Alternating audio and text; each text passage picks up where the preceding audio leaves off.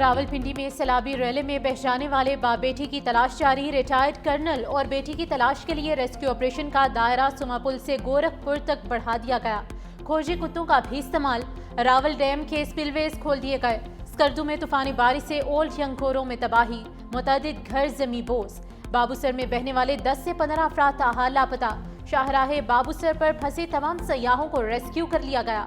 سانحہ شلاس میں جام بحق شاہدہ اسلام ہسپتال کے 2 ڈائریکٹرز کی میتیں لودھرا منتقلی روک دی گئی۔ 6 سالہ بچے عبدالہادی کا بھی کچھ پتہ نہ چل سکا۔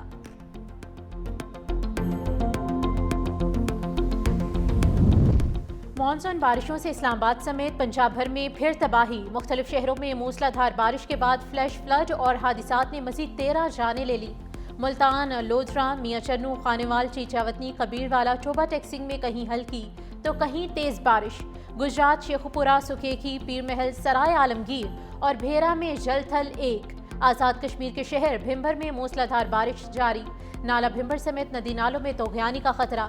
نوشہرہ اور مالاکنڈ میں گرج چمک کے ساتھ بارش، بٹخیلا اور گردونواح کے ندی نالے بھی بھر گئے۔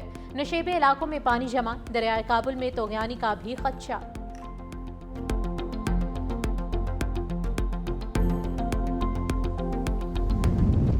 مانسون بارشوں کے چوتھے سپیل نے لاہور کو پھر ڈبو دیا۔ لکشمی چوک، نسبت روڈ، مال روڈ، شاد باغ، اقبال ٹاؤن میں پانی ہی پانی، سڑکیں تالاب، گلیاں ندی نالوں میں تبدیل۔ مزنگ، جیل روڈ، سمن آباد اور ملحقہ علاقوں میں بارش کا پانی جمع۔ گلشن راوی، سمن آباد، ساندا، شام نگر، راج گڑھ، اسلام پورہ کے نشیبی علاقے زیر آب آ گئے۔ کئی گھنٹے بعد بھی بارشی پانی سڑکوں پر موجود، بادامی باغ انڈر پاس میں کئی فٹ پانی جمع۔ سمن آباد، مصری شاہ کے نشیبی علاقوں میں پانی موجود۔ شالیمار لنک روڈ پر مسلم کالونی میں گٹر ابل پڑے۔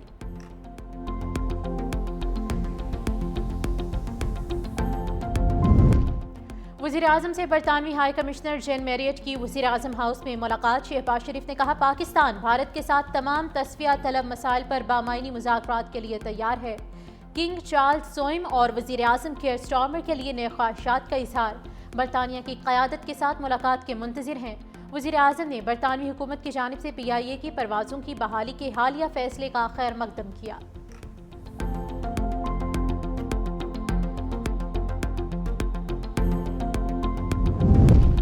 تنازعات کا پرامن حل مکالمے اور عالمی قانون کی پاسداری سے ہی ممکن ہے۔ نائب وزیر اعظم اسحاق ڈار کا نیو یارک میں استقبالیے سے خطاب، کہا اقوام متحدہ کے چارٹر کے مطابق تنازعات کے پرامن حل کے اصول پر کاربند ہے۔ پاکستان نے سلامتی کونسل کی صدارت کے لیے 3 ترجیحات کا انتخاب کیا۔ تنازعات کا پرامن حل، پہلی کثیر الجہتی تعاون کا فروغ، دوسری جبکہ تیسری ترجیح اقوام متحدہ اور OIC جیسی علاقائی تنظیموں میں تعاون کا فروغ دینا ہے۔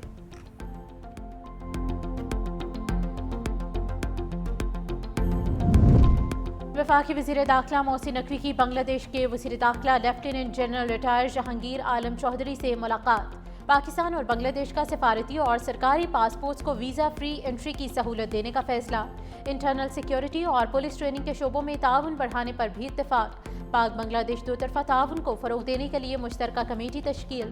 ملاقات میں باہمی دلچسپی کے امور اور پاک بنگلہ دیش 2 طرفہ تعلقات پر بھی تبادلہ خیال۔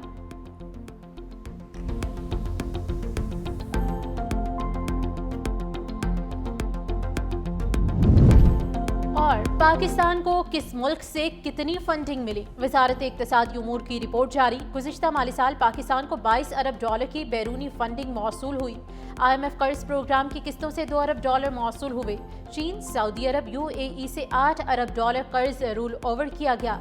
گزشتہ مالی سال بیرونی قرض اور گرانٹس کا ہدف $19 ارب 39 کروڑ تھا۔ جولائی تا جون پاکستان کو مقررہ ہدف کے مقابلے $7.22 ارب کم ملے۔ گردی کا خاتمہ کیا، دہشت گردی کا خاتمہ بہت دور کا لفظ ہے۔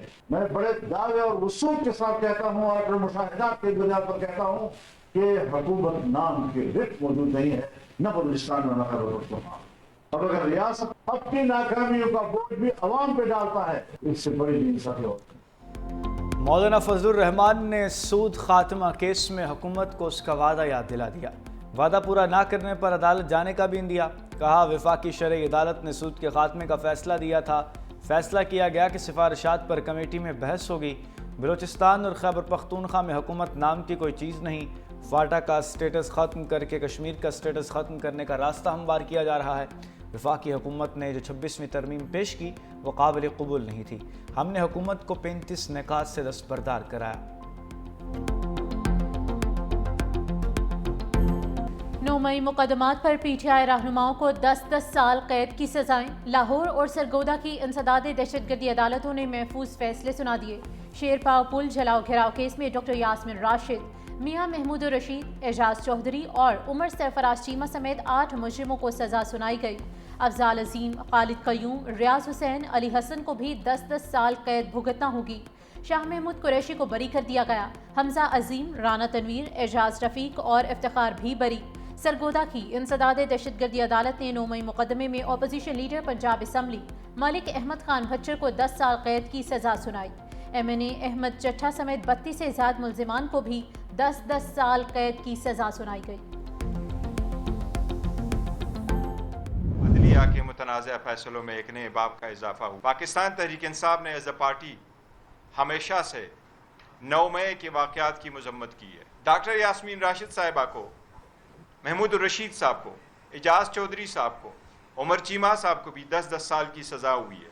یہ ساری سزائیں قانون کے تقاضوں کو پورا کیے بغیر دی گئی ہے۔ جھوٹ کی بنیاد پر ایک پوری عمارت کھڑی کر دی گئی ہے، حکومتی عمارت ہو یا اب ایک بظاہر قانون کی عمارت ہو۔ تحریک انصاف بڑے واضح الفاظ میں ان سزاؤں کو مسترد کرتی ہے۔ ان کو ہائر کورٹ میں، ہائی کورٹس میں چیلنج کیا جائے گا۔ یہ ہمارا وہ حق ہے جسے ہم لازمی استعمال کریں۔ تحریک انصاف کا انسداد دہشت گردی عدالت کے فیصلوں کو چیلنج کرنے کا اعلان۔ بریسر گوہر نے کہا عدلیہ کے متنازع فیصلوں میں ایک اور نئے باب کا اضافہ ہوا ہے۔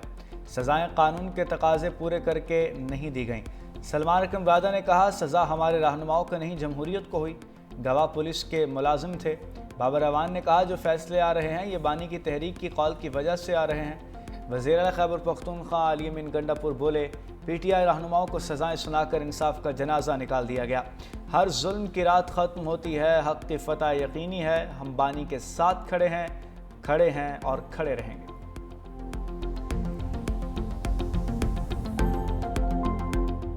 نو مئی کے مجرموں کو سزائیں سیاسی بنیاد پر نہیں شواہد پر دی گئیں۔ وزیر مملکت طلال چودھری کی میڈیا سے گفتگو، کہا 9 مئی کو لاہور کے 14 مقامات کو جلایا گیا۔ سرور روڈ پر ہنگامے میں سرکاری گاڑیاں نذر آتش کی گئیں۔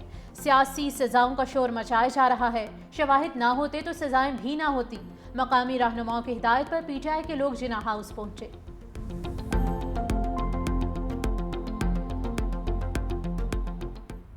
سیاسی رہنما کسی بھی پولیٹیکل پارٹی کا ہو، کبھی بھی یہ سیاسی تربیت نہیں ہونی چاہیے کہ آپ کسی کہنے پہ ملک کی اہم مقامات پر حملے کریں۔ اس کا جو ماسٹر مائنڈ تھا وہ اس وقت اڈیالہ میں بیٹھا ہوا ہے۔ ماسٹر مائنڈ کے فالوورز کے لیے میسج ہے کہ آپ کے لیڈر جو خود تو بیٹھا ہوا تھا ڈرائنگ روموں میں اور اس نے قوم کے بچوں کو اس چیز پہ جو ہے وہ راغب کیا، جس کی وجہ سے لوگوں کو سزائیں ملی۔ تو یہ انتشار کی سیاست، دہشت گردی کی سیاست، یہ سیاست نہیں کہا جا سکتا۔ ان لوگوں کو ظاہر کیفر کردار تک پہنچانا حکومت کی ذمہ داری ہے تاکہ کل کو یہ چیز نہ ہو۔ 9 مئی واقعات میں ملوث لوگوں کو معاف نہیں کیا جا سکتا۔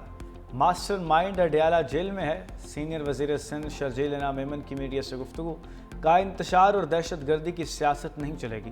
سرکاری املاک اور دیگر چیزیں جلانا سیاست دانوں کا کام نہیں۔ مزید کہا مونسون کے بڑے سپیل آ رہے ہیں، سندھ حکومت الرٹ ہے۔ بلوچستان میں غیرت کے نام پر قتل قابل مذمت ہے۔ بلاول بھٹو نے بھی واقعہ ناقابل قبول قرار دیا۔ ملوث افراد کو قرار واقعی سزا دی جائے گی۔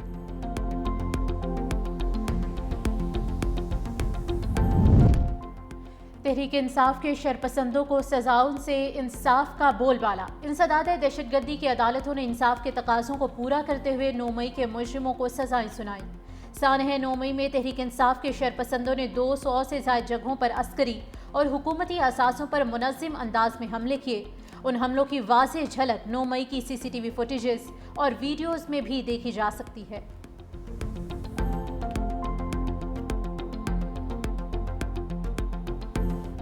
کوہستان میگا سکینڈل کے 9 ملزموں نے پلی بارگین کی درخواستیں دے دیں۔ تمام درخواستیں چیئرمین نیب کو بھجوا دی گئیں۔ چیئرمین کی منظوری کے بعد درخواستیں احتساب عدالت میں پیش کی جائیں گی۔ نیب ذرائع کے مطابق گرفتار ملزموں کی کرپشن سے خریدی گئی مزید جائیدادوں کا کھوج لگایا گیا۔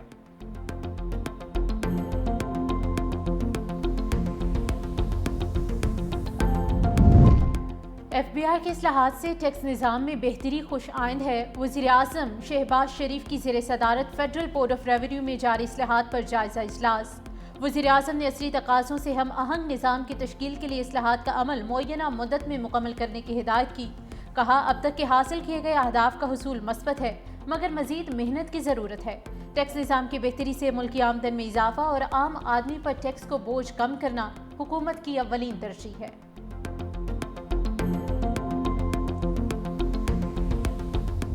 ہم نے پاک بھارت جنگ رکوائی، اگر جنگ نہ رکواتے تو ایٹمی جنگ چھڑ سکتی تھی۔ امریکی صدر نے ایک بار پھر پاک بھارت جنگ رکوانے کا صحرا اپنے سر پر سجا لیا۔ پاک بھارت جھڑپوں میں 5 لڑاکا طیارے مار گرانے کا دوبارہ تذکرہ کر دیا۔ سابق امریکی صدر باراک اوباما پر بغاوت کا سنگین الزام بھی لگا دیا۔ کہا یہ ہیلری کلنٹن اور دوسرے لوگوں کے ساتھ مل کر ہو رہا تھا۔ اوباما گینگ کے سرغنہ تھے۔ ہمارے پاس واضح ثبوت ہیں، جلد انہیں ہتھکڑیوں میں دیکھ رہا ہوں۔ امریکی صدر کی وائٹ ہاؤس میں فلپائن کے صدر سے ملاقات۔ کہا فلپائن کے ساتھ جلد تجارتی معاہدہ کریں گے۔ چینی صدر سے جلد ملاقات ہو سکتی ہے۔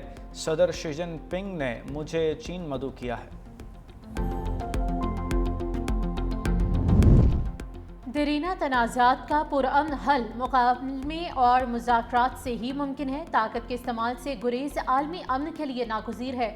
نائب وزیر اعظم اسحاق ڈار کا نیو یارک میں پاکستانی مشن کے استقبالیے سے خطاب۔ کہا پاکستان کو اس ماہ کے لیے سلامتی کونسل کی صدارت کا اعزاز حاصل ہوا۔ پاکستان کی خارجہ پالیسی کا محور باہمی احترام اور مفاد پر مبنی تعلقات پر ہے۔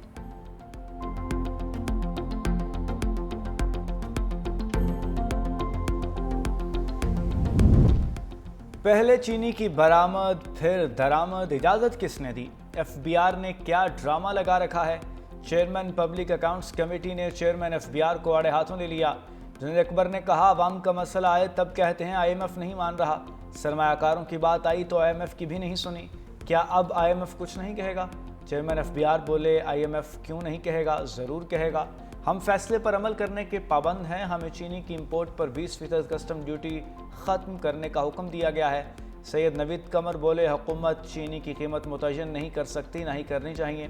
کارٹلز کو کس نے اجازت دی کہ چند لوگ مل کر مارکیٹ پر قبضہ کر لیں؟ ریاض فتحانہ نے کہا یہ بہت بڑا شوگر سکینڈل ہے، مختاریہ گل ود گئی ہے۔ کمیٹی نے اگلے اجلاس میں چینی سکینڈل پر تفصیلی بریفنگ طلب کر لی۔ کشمیریوں کے حق خود ارادیت پر کوئی سمجھوتا نہیں کیا جائے گا۔ امیر جماعت اسلامی حافظ نعیم الرحمان کی میڈیا سے گفتگو۔ کہا مسئلہ کشمیر پر صدر ٹرمپ کی ثالثی کی کیا ضرورت ہے؟ کشمیر پر اقوام متحدہ کی قراردادیں موجود ہیں، ان پر عمل کیا جائے۔ مزید کہا جب اسرائیل نے ایران پر حملہ کیا تو امریکہ چپ رہا، جب ایران نے جوابی کارروائی کی تو امریکہ بول اٹھا، جب بھارت نے حملہ کیا تو ٹرمپ چپ رہا، لیکن جب پاکستان نے جواب دیا تو وہ امن کے لیے آ گیا۔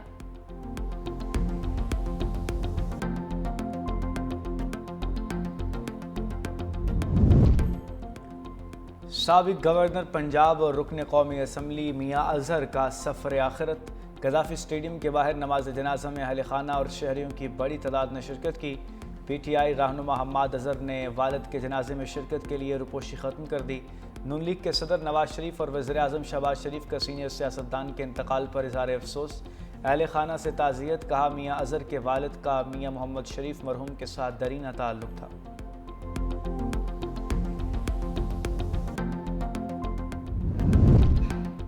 لاہور ہائی کورٹ میں سی سی ٹی کے مبینہ پولیس مقابلوں کے خلاف سماعت۔ آئی جی پنجاب نے سی سی ٹی آپریشن کی رپورٹ پیش کر دی۔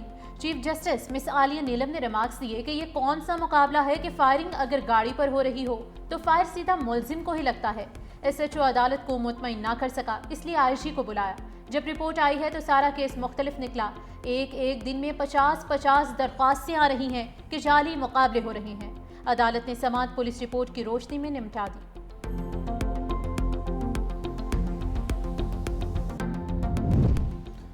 امریکہ کا اقوام متحدہ کے ادارے یونیسکو سے علیحدگی کا اعلان۔ ترجمان محکمہ خارجہ ٹیمی بروس کے مطابق یونیسکو میں شمولیت جاری رکھنا امریکہ کے قومی مفاد میں نہیں۔ یونیسکو کا ایجنڈا سب سے پہلے امریکی پالیسی سے متصادم ہے۔ یونیسکو کا فلسطینی ریاست تسلیم کرنا امریکی پالیسی کے منافی ہے۔ عالمی تنظیموں میں شرکت اس پالیسی پر مبنی ہوگی کہ امریکی مفادات کو پروان چڑھایا جائے۔ یونیسکو سے علیحدگی کا اطلاق 31 دسمبر سے ہوگا۔ पाकिस्तान के हाथों इबरतनाक शिकस्त के बाद भारत का MiG-21 फाइटर तैयारों से जान छुड़ाने का फैसला। भारतीय फ़िज़ाई बेड़े में शामिल आखिरी MiG-21 लड़ाका तैयारे 19 सितंबर को गैर फाल कर दिए जाएंगे।